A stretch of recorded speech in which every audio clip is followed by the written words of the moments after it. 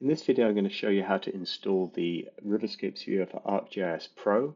Here I am on the viewer website, and I've come to the download page and I can click the download link. It's going to take me to GitHub, where it's going to list all of the releases for the software. Make sure you always install the latest one.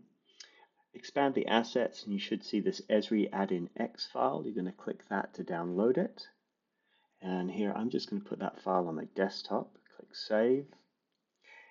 So there it is right there. Notice that I don't have any Esri products open. It's important you have all of your Esri products closed.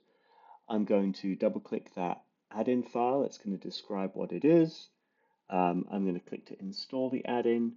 It goes really fast. It's successful. Now I'm going to go and launch Arc Pro.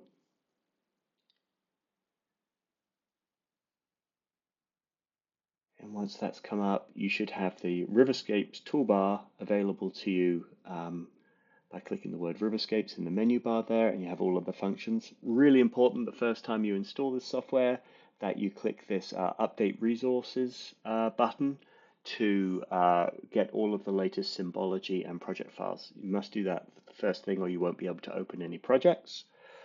To uninstall the add-in, you can go to Project and Add-in Manager, click the add-in, and delete this add-in. You'll need to restart Arc Pro once you've done that. If you want to update the add-in, it's important you delete it, download the latest version, and install it the way I've just shown you.